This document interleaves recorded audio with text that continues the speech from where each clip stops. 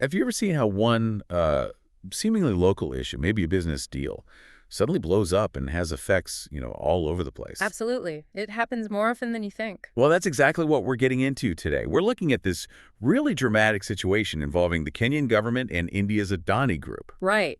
Big deals, big money. An airport project, an energy project. And it all seemed to unravel amidst these serious allegations of corruption, eventually leading to, well, a pretty surprising collapse of the agreements. Yeah, and we've got some interesting sources to piece this together, reports from BBC Africa, First Post, and some analysis from JD Daily Politics, too. Our mission, if you will, for this deep dive is to track how these deals actually progressed or didn't progress. We really want to focus on those corruption allegations that kept popping up. And the controversies, definitely. Understand why they spark so much debate, and then what the cancellation tells us about, how international business and government work or sometimes don't work together. Okay, let's dive straight in. The first big piece was this proposed deal for Nairobi's main airport, Jomo Kenyatta International. A whistleblower, Nelson Amenya, he's the one who brought it out into the open. He did, and it was a huge deal. He exposed something like $2 billion. Wow. What was the core of it? So the plan, on paper, was for Adani Airport Holdings to lease the airport for 30 years. The idea was modernization, adding a second runway, things like that. Okay, sounds like standard infrastructure development. Well, here's the catch. According to Amenya, he claimed the benefits were massively lopsided, like 90% for Adani, only 10% for Kenya. 90-10. Seriously, how is that even structured? That seems, well, hard to justify publicly. Exactly. And that was Amenya's point. He stressed there was zero transparency, no real public consultation. He even said these stakeholder meetings they supposedly held were just shams. Shams. How so? He alleged they were quickly thrown together after he went public, basically as damage control, not as genuine consultation beforehand. That really makes you wonder what was happening behind closed doors. Was there talk of collusion? Oh, yeah. The accusation was that some Kenyan officials and Adani were working together to push this deal through secretly.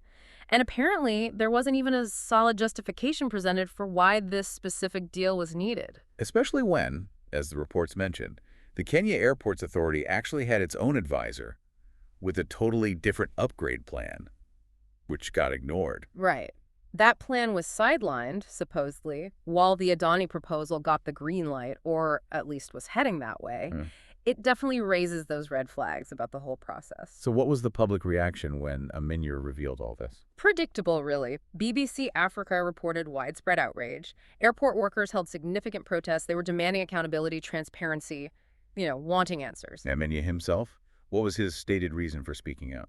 He framed it as wanting a better, more transparent deal for Kenya's future. Of course, Adani Group must have responded. They did, strongly.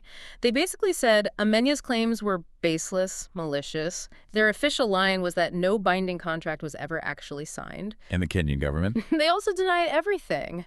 No bribery, no corruption involved in the process, according to them. Okay, so a really messy situation with the airport deal basically stalled.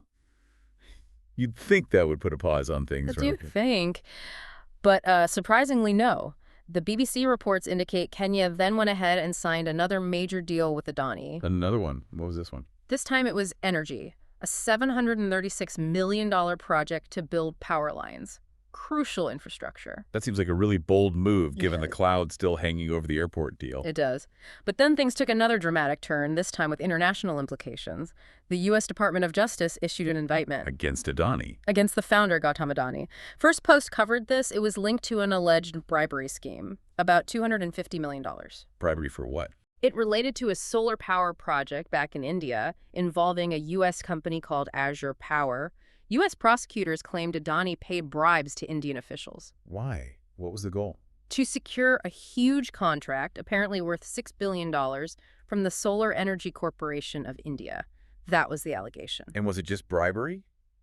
Or were there other charges? Here were fraud allegations, too. Mhm. Prosecutors suggested Adani hid these alleged bribes while raising, get this, over $3 billion in loans and bonds. So the accusation is they defrauded investors and lenders by not disclosing that. Essentially, yes, Yeah. by not revealing the alleged illegal means used to get the contract and the potential liability that came with it. How did Adani respond to these U.S. charges? Again, a strong rebuttal. They called the charges baseless, according to First Post, and made it clear they'd fight them legally. But did the indictment have immediate consequences? It did. Quite significant ones. They had to cancel a planned $600 million bond offering. That's a direct hit financially.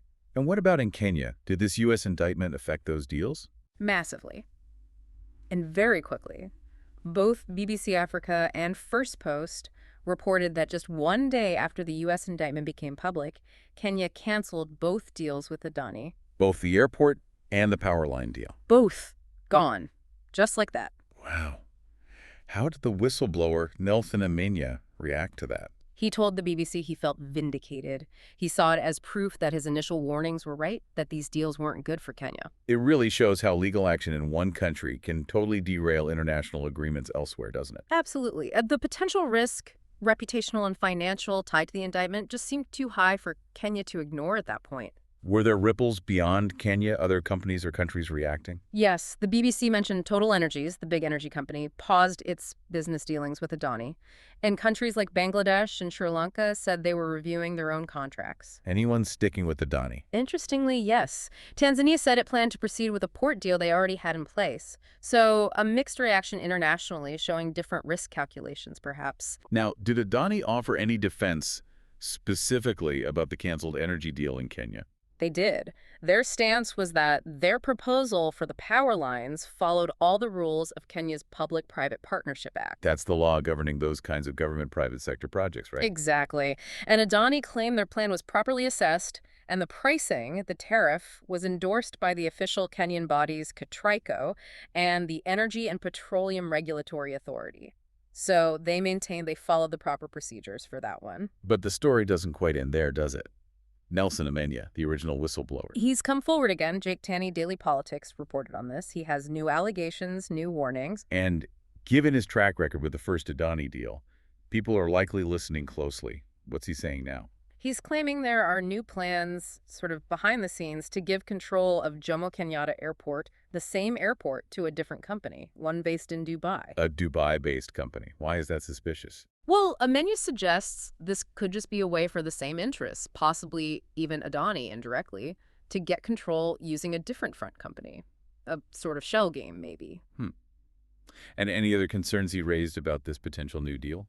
Yeah, he speculated, according to the report, that Kenyan taxpayers might end up being used as guarantors for whatever investment this Dubai company makes. So basically the public purse potentially backing a private venture again. Given the history, that's definitely concerning. Absolutely. His accuracy last time means these new warnings about transparency and risk need serious attention. It's also worth touching on the personal side of this. What about Nelson Amenya himself? Whistleblowing like this carries risks. Huge risks. BBC Africa reported he's faced credible threats. He wasn't even living in Kenya for a while because of safety concerns after his initial expose. That's a stark reminder of the personal cost involved in challenging these huge, powerful interests. It really is. And the political dimension is significant, too. In India, First Post noted how the opposition is using this U.S. indictment against Adani to attack the ruling government there. Right, it becomes political ammunition. And Adani has faced scrutiny before, hasn't it? Yes, definitely. People might remember the Hindenburg research report, and they've faced questions from Indian regulators in the past as well. This isn't entirely out of the blue for them. So let's try to bring it all together. We started with this big airport deal, exposed by a whistleblower, full of controversy about fairness and transparency. Right. Then despite that, an energy deal gets signed. Only for both deals to be suddenly canceled right after Adani's founder is indicted in the U.S. for alleged bribery and fraud related to a different project. And now the original whistleblower is back, warning about a potential repeat, maybe with a different company, involving the same airport. It really highlights this tangled web of international deals, doesn't it? And the critical need for oversight. And the power, but also the danger for whistleblowers trying to bring potential corruption to light. The fallout for Kenya and for Adani Group is clearly still ongoing, both economically and politically. It leaves you with a really important question, I think. Considering everything we've discussed, the controversy, the cancellations, these new warnings, what measures should countries like Kenya in this case actually put in place to ensure real transparency? Yeah, how do they prevent this kind of potential exploitation and protect their own interests when dealing with these massive international infrastructure projects in the future? It's something crucial to think about, especially as the world gets more and more interconnected through these kinds of deals.